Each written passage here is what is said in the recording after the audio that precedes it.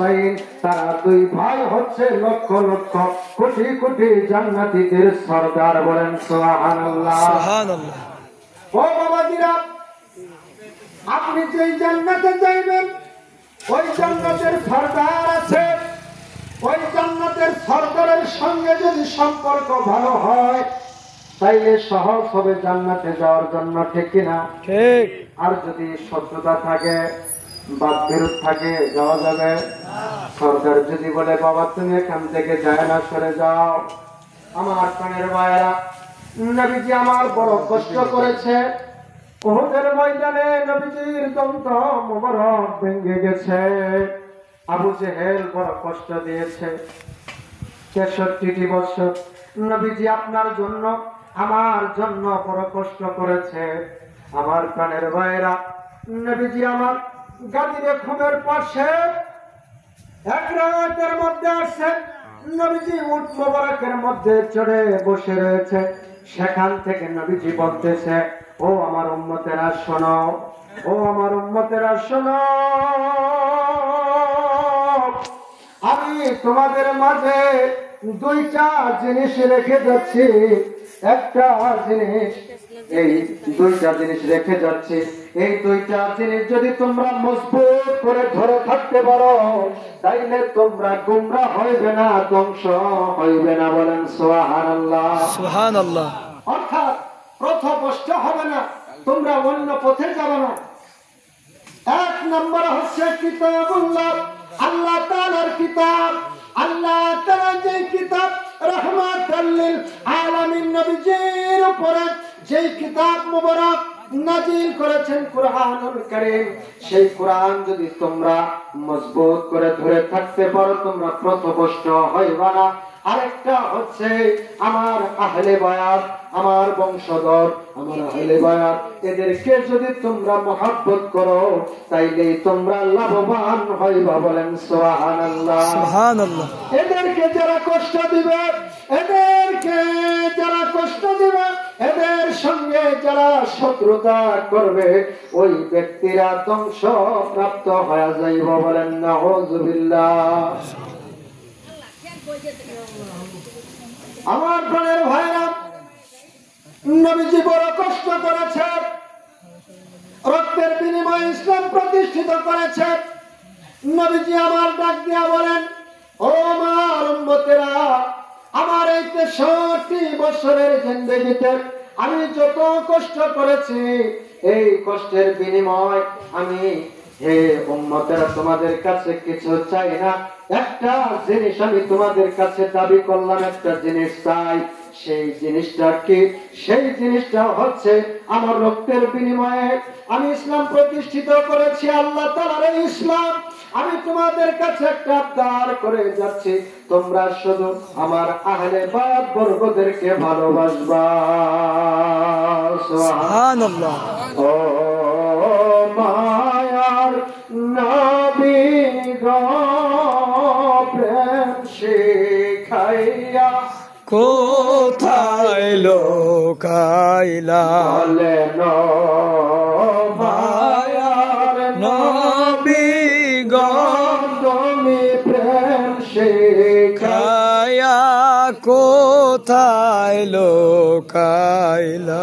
আমরা কেমনে যাব তোমার কাছে নবী, কেমনে যাব তোমার কাছে নবী স্বপ্নে এসে বলো না, নবী স্বপ্নে আইসা বলো না, প্রেম শিখাইয়া খাইয়া কোথায় লোকাইলা। প্রাণের ভাই,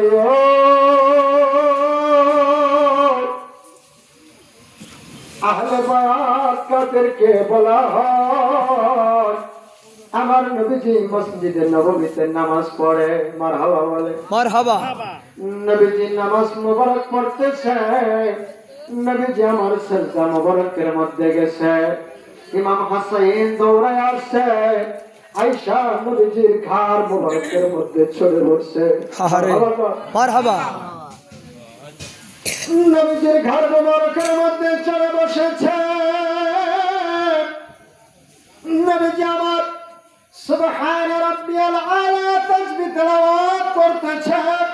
তাসবিহ তেলাওয়াত করতে করতে নবীজি মনে মনে চিন্তা করতেছে, আমার আল্লাহ যদি আমারে জিজ্ঞাসা করে, ও বন্ধু তোমারে আমি এত ভালোবাসি, ওয়ারাফা'না লাকা যিকরা, হে হাবিব আপনার জিকিরকে আমি বড় সমুন্নত করেছি, বলেন সুবহানাল্লাহ। সুবহানাল্লাহ। অনেক দূর পর্যন্ত সমুন্নত করেছি বন্ধু, আপনাকে আমি সবচাইতে বেশি ভালোবাসি। আজকে আপনার হাসান আপনার নাতিকে পাইয়া মনে হয় আমি মাওলারেও আপনি ভুলে গেছেন। এইটা যদি হয়ে যায় আমার নবীজি, সেই জন্য তিনি সাজদা মোবারক থেকে মাথা মোবারক উঠাবেন। আমার আল্লাহ ডাক দিয়া কয়, জিবরাইল আর দেরি কইরো না, মসজিদে নববীতে চলে যাও, আমার বন্ধুর কাছে যাইয়া বলো আমার হাসাইন। আল্লাহ ডাক দিয়া বলে, আমার হাসাইন যতক্ষণ পর্যন্ত রাহমাতুল লিল আলামিন নবীজির কাঁধ মোবারকের মধ্যে, পিঠ মোবারকের মধ্যে থাকে, ততক্ষণ পর্যন্ত যেন আমার বন্ধু সাজদা মোবারক থেকে মাথা মোবারক উঠায় না। সুবহানাল্লাহ। ও জিবরাইল আমার বন্ধুকে জানিয়ে দাও, রাহমাতুল লিল আলামিন নবীজি গো, আপনি আপনার নাতিকে কত ভালোবাসেন, তার চাইতে আমার মাওলা হাসান আর হুসাইনকে আরো বেশি ভালোবাসে। সুবহানাল্লাহ। কত ভালোবাসা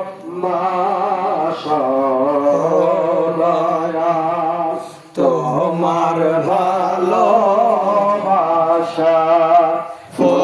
ফুরায় না,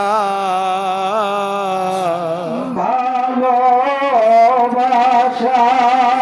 ফুরায় না গো, ভালোবাসা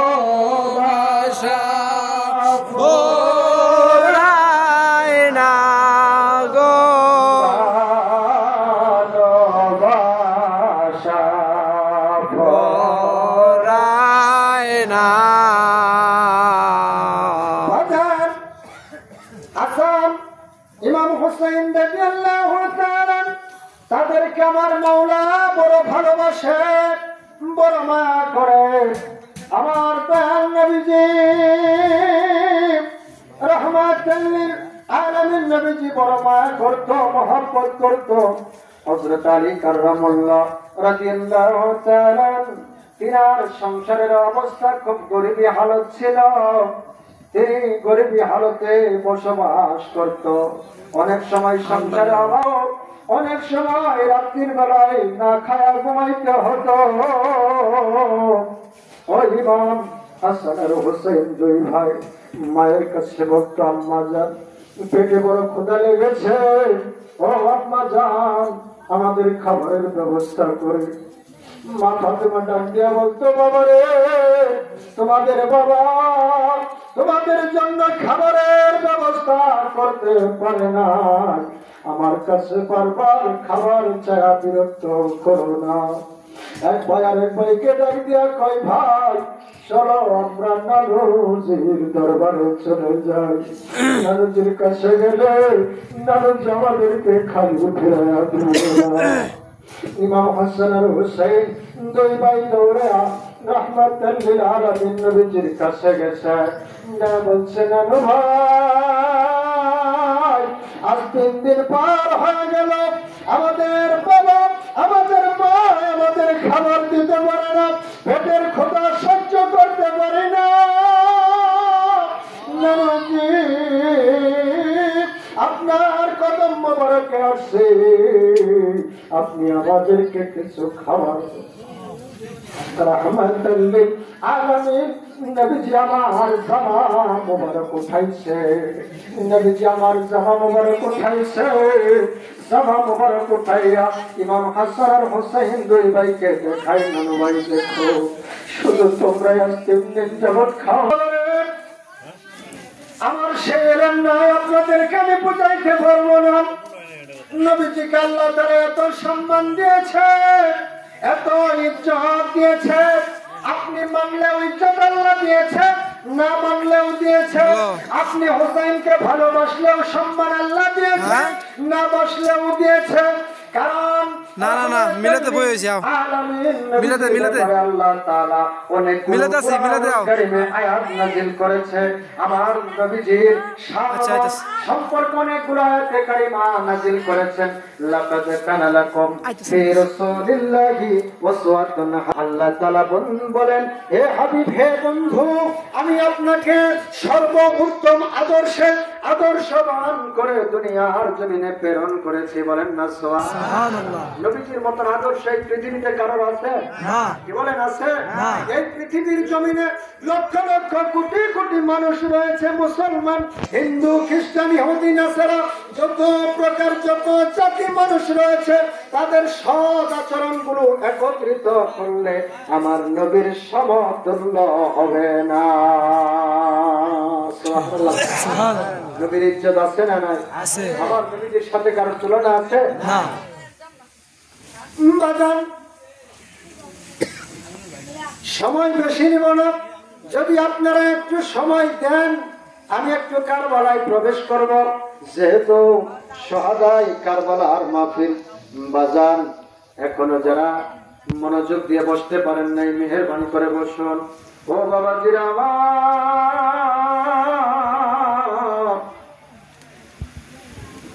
রহমাতাল লিল আলামিন নবীজি ইমাম হাসান আর হুসাইন রাদিয়াল্লাহু তাআলা আনহুকে লক্ষ্য করে বলছিলেন, ও ইমাম হুসাইন, আমি স্বপ্নে দেখলাম একটা কালো ডোরাকাটা কুকুর তোমার রক্ত মুবারকের মধ্যে মুখ লাগাইছে। নবীজি ভবিষ্যৎবাণী করে গেছেন।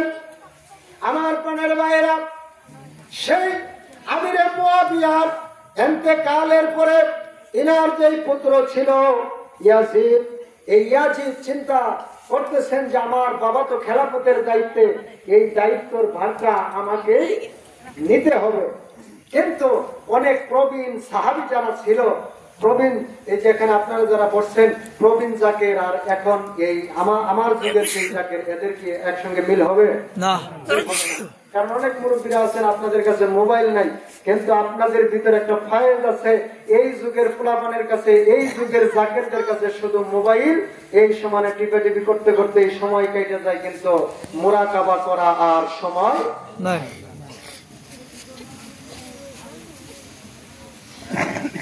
সেই ইয়াজিদ চক্রান্ত করলো যে আমার বাবার খেলাফতের দায়িত্ব আমাকেই নিতে হবে।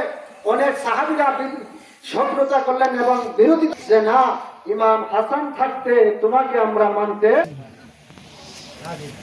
রাজি না, মানবে না। ইয়াজিদ চক্রান্ত করলো, তিনি পত্র দিলেন যে ইমাম হাসান, তুমি আমার কাছে আমার বায়াত গ্রহণ করো। নাউজুবিল্লাহ বলেন। নাউজুবিল্লাহ।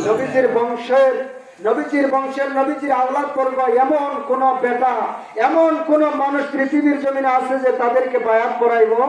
কি বলেন?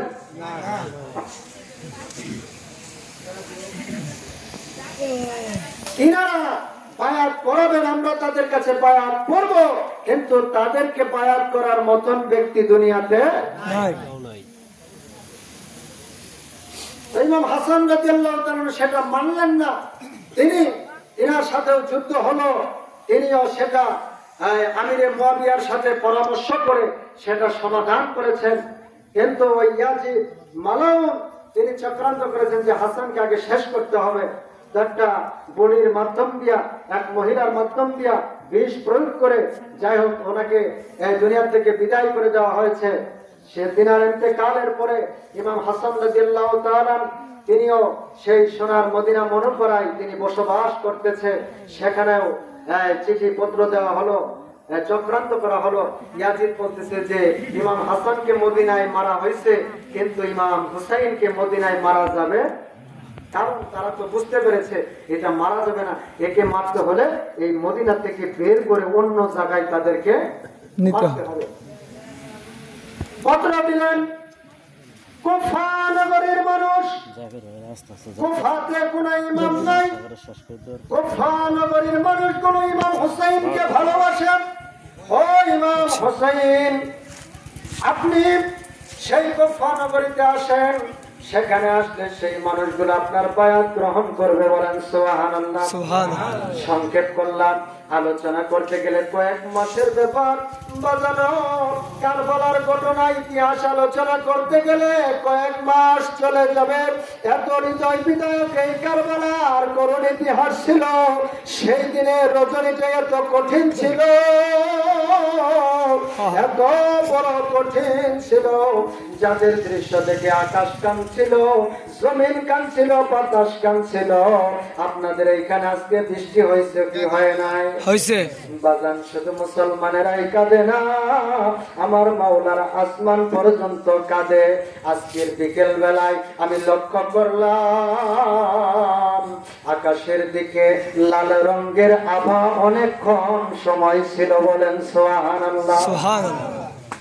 বাগানে যারা হওয়ার কারণ আছে, আমার প্রাণের মায়েরা, ইমাম হুসাইন রাদিয়াল্লাহু তাআলা সেই থেকে সোনার মদিনা মুনাওয়ারা থেকে তিনি রওনা হলেন বাইতুল্লাহ মক্কা শরীফে। সেই মক্কা শরীফে নিরাপদে আশ্রয় বসবাস করতেছিলেন। তারপরেও চিঠি পাঠাইছে আপনি তাড়াতাড়ি আসেন। তিনি কি করলেন? বললেন যে আমি কেমনে যাইব? পরামর্শ করলেন, বললেন যে আপনি যাবেন, কিন্তু আপনার যাওয়ার আগে সেই কুফা নগরীর খবর নিতে হবে। সেই জায়গার অবস্থা কি? আমাদের দেশের প্রেসিডেন্ট আসলে খবর নেই না? সেনাবাহিনী, পুলিশ খবর নেই না? খবর নিতে হবে। সেই খবরটা নাও। সেই মজলিসের ভিতরে একজন ব্যক্তি দাঁড়ায় গেলেন, মুসলিম বিন আকিল। তিনি বললেন, হুজুর, আমি সেই কুফা নগরীতে যাব, সেখানে যাইয়া আমি সেই পরিস্থিতিটা জানবো, যাই না আপনার কাছে চিঠি লিখবো। তার দুইটা সন্তান, মুসলিম বিন আকিলের দুইটা সন্তান মোহাম্মদ ইব্রাহিম, তারা দুইজন দাঁড়ায় গেলেন। বললেন, আব্বা জান, আমাদের আম্মা জান মারা গেছে, ইন্তেকাল করেছে, আমরা কোথায় যাব? বললেন, চলো তাইলে